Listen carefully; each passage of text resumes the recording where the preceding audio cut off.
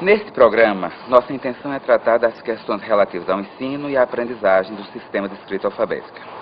Já existe hoje um grande consenso sobre a necessidade de alfabetizar letrando, isto é, desde o início, desde a educação infantil, inserir as crianças no mundo da linguagem que se escreve, no mundo dos vários gêneros textuais. O que hoje constitui alguma fonte de dúvida é sobre a necessidade ou não de se ensinar sistematicamente a escrita alfabética. A nossa posição é clara. Sim, é preciso ter um ensino sistemático. É preciso tratar a escrita alfabética como um objeto de conhecimento e o aluno precisa ser ajudado a descobri-lo, reconstruí-lo, dele se apropriar.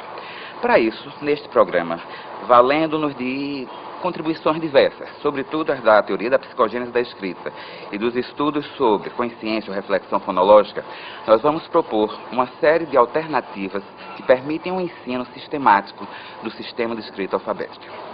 A nossa intenção, portanto, é criar uma metodologia de trabalho que, substituindo os velhos métodos tradicionais de alfabetização, permitam um ensino focado na reflexão que ajude o aluno a vir, de fato, a ser alguém que compreende o sistema e memoriza suas convenções.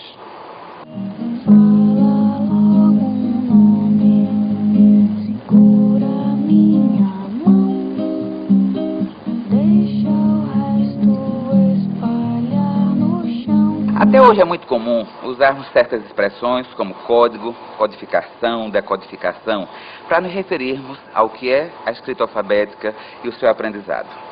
A gente acredita que é preciso revisar essas expressões porque elas não traduzem a realidade do que é o objeto escrita alfabética e do seu aprendizado. Se a gente vê a história da humanidade, os sistemas de escrita evoluíram tendo que, a cada momento, tomar decisões. O que é que vai para o papel, para o pergaminho ou para o bloco de argila?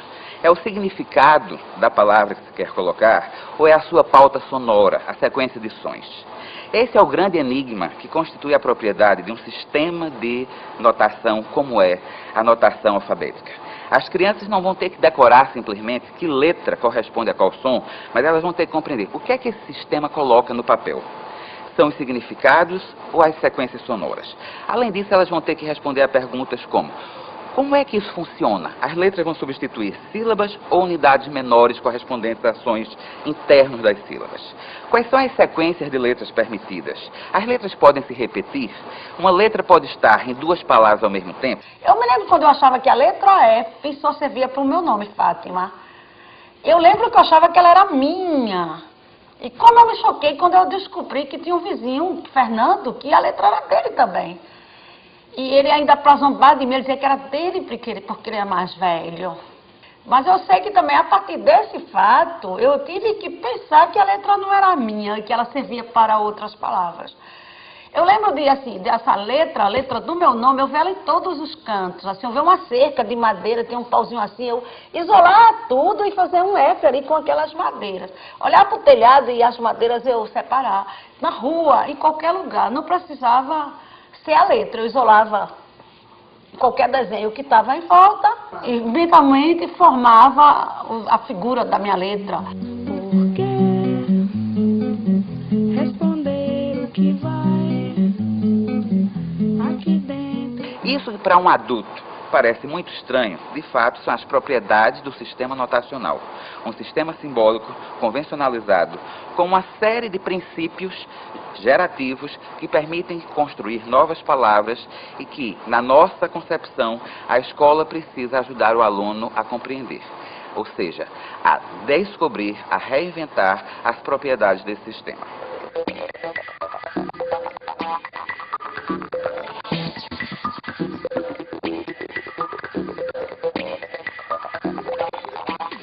Para dar conta de um conhecimento tão complexo, é importante garantir uma rotina de trabalho onde apareça sempre atividade de reflexão e sistematização sobre o sistema de escrita.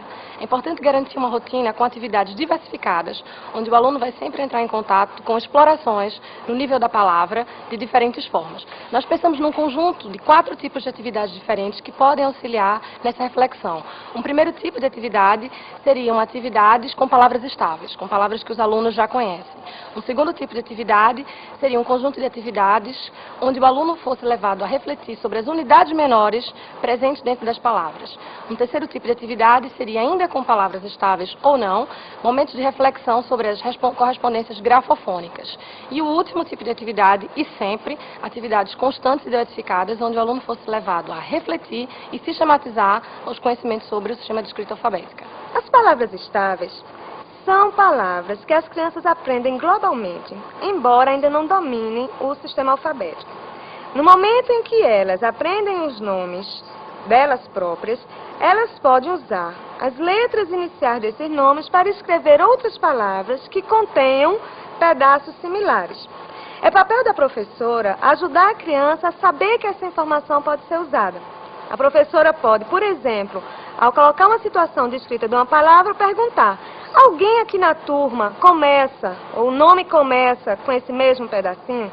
Eu acho que isso é um pouco o que a professora Niedja pensa na hora que ela propõe atividades de reflexão e de escrita de palavras dos nomes das crianças. Como a gente já está no final do ano, a chamada foi um pouco modificada da que eu faço no início, né? Ele já tem um potencial maior, então foi distribuído nomes, né? Alguns alunos que só dominam mais o seu nome, tem como referência seu nome, eles receberam o seu próprio nome. Outras crianças que já têm essa competência receberam o nome de colegas.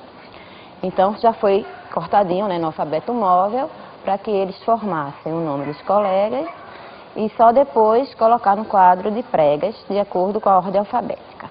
Mas tem uma outra coisa interessante nessa atividade da Niedja, que é a dimensão mesmo do aluno entender que a ordem das letras na palavra é importante. Nem sempre isso é claro para a criança.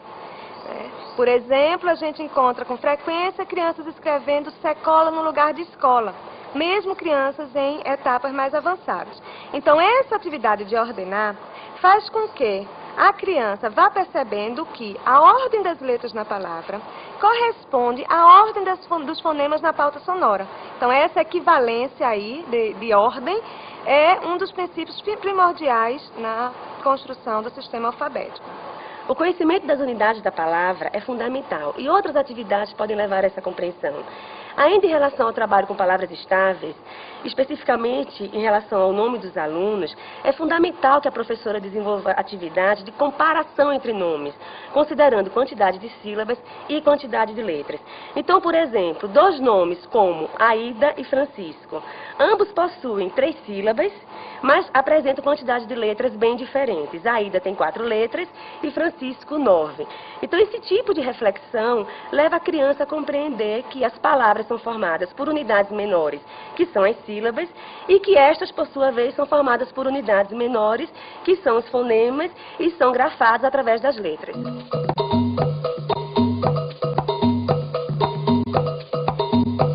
Mas a criança não tem dificuldade apenas na compreensão das unidades menores das palavras. Muitas vezes ela não consegue reconhecer a palavra como uma unidade. Então é preciso que ela desenvolva a consciência da palavra. É preciso que ela perceba que na escrita, o espaço entre grupos de letras é o marcador dessa unidade. Vejamos como a professora Solange realizou um trabalho nessa perspectiva. Crianças indo lá no corredor, ninguém aqui ainda acordou. Dessas palavras aqui, qual é a palavra que é igual a leilão? Olhe direitinho, olhe o começo. Deixa eu escrever aqui embaixo.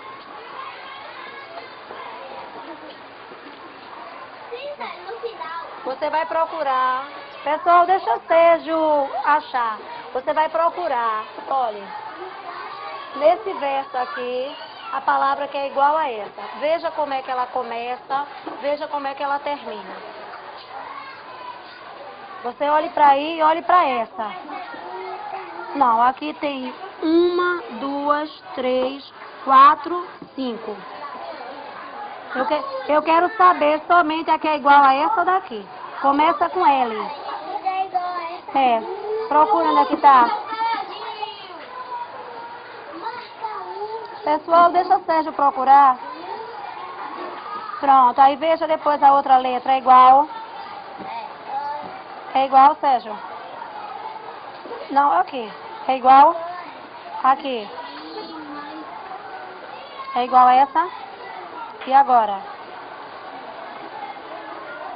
Pronto, e agora? É igual?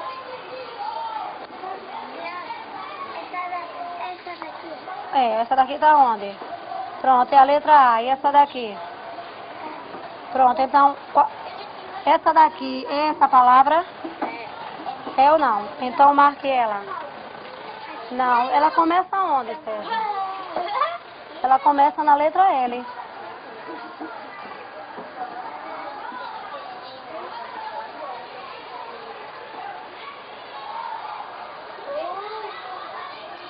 Veja agora, aqui, qual é a palavra que termina igual a essa? Que tem o ão.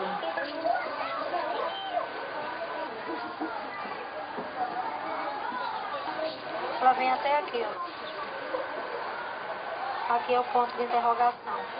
Agora veja, tem outra palavra que também termina com A, o O e o tio. Está por aqui, procure.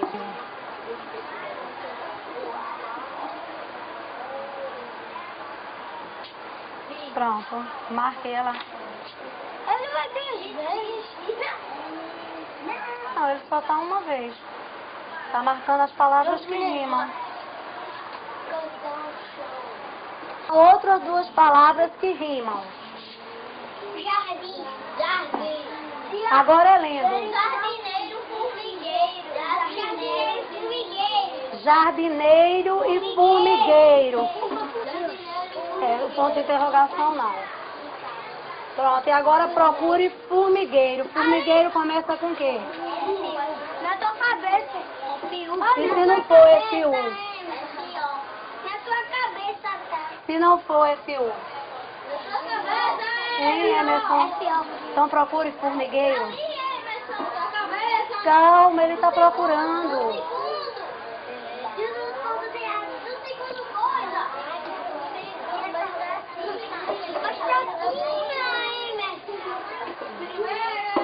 E agora peraí que ele vai ler até onde ele marcou.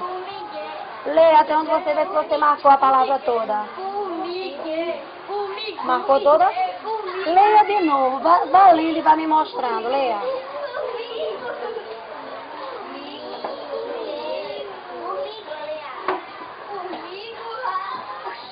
Leia de novo. Leia a palavra. Não, procure os pedaços.